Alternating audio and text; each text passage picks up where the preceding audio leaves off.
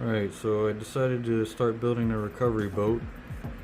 This one seemed to be the most simple and cheapest one. So go check out his channel. He hasn't uploaded anything in a while, so I don't know about subscribing, but at least throw him a like. And I got my storm launcher back to normal there. It's back in stock form. I just taped up the holes there. I wanted to fly it yesterday, but I just really was ready to go home and take a shower and just freshen up because that swamp water was kind of nasty. But there's the dimensions and parts list right there for the frame. If you want to copy that for your own build. And just got my PVC pipe all cut, measured, chamfered, ready to glue up and frame up. I got a bunch of fittings here. The cost for the pipe was about 25 bucks. The guy at the store told me to get the 10-foot section instead of the 2 feet because I was going to walk out of there with 4 2-foot sections because you're going to need almost 8 feet of PVC for this half-inch, and it's cheaper to get the 10-foot section. So I'm going to end up using my old Dumbo or my old Hypergo radio because the Dumbo radio, I think I'm going to have to use a receiver to run that new ESC when that comes in. So today's going to be a wrenching in project day. I'm going to try to get a rally run in later this afternoon if the weather's nice. But what else? Oh, I'm going to have to wait maybe a week or so to finish this. So I'm going to get the frame built up and get it all ready. I don't know if I'm going to go with that Tupperware thing. It's probably the most simple thing, but I'd like to. I'll probably go with that in the beginning and then personalize a little cabin so it looks cool. Scaleworks style, you know.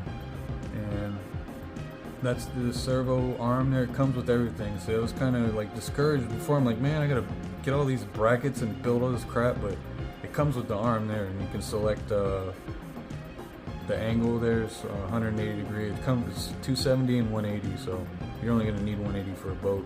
And the motor and ESC there, super cheap. And you can see the price. So they have all this stuff on Amazon, but it's 2-3 times the cost, and I'll just wait.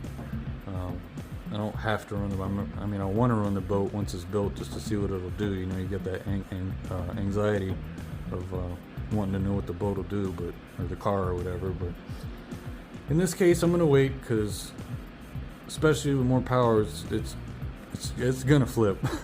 Pretty sure.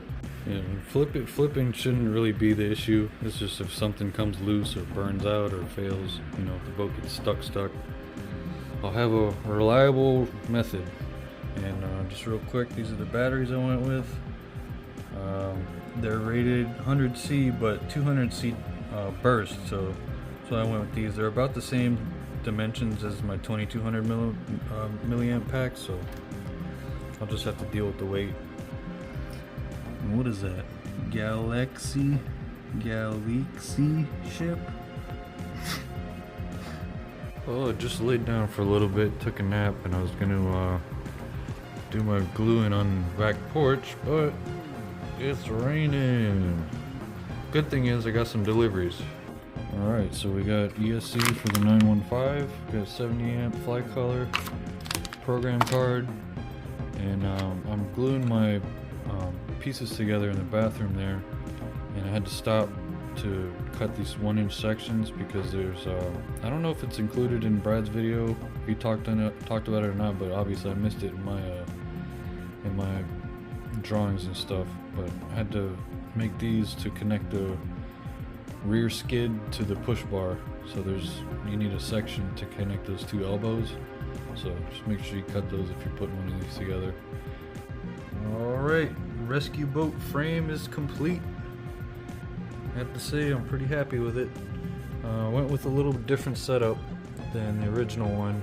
I just cut the noodle here on one side and zip tied them instead of running the T's and the screws and all that. It's a pool noodle, it's $1. I don't really care about it, but it came out pretty straight, and that skid's a little bit crooked, but it's fine. It's, low budget rescue craft. I was a little concerned with this being a little too high, but it looks like, obviously the boat will be sitting lower in the water, but it looks like it should work good. And one other thing, I had to cut another section, another little, oh, this is the joint I was talking about before. You had to cut those little 1-inch sections to join these two elbows. Well, I had to cut another section to join here and here. I missed that part, but I made it 2 inches so that way you have 1 inch here because there's some overlap here. So we got 6-inch mast, 1-inch extension back, so that should put the propeller, I don't know, let's say right about here. Hopefully it's not too low, but we'll see. Can always be modified, but pretty sweet. Just gotta wait for electronics. So that's it for part 1. Stay tuned for part 2. Thanks for watching, and we'll see you all in the next one.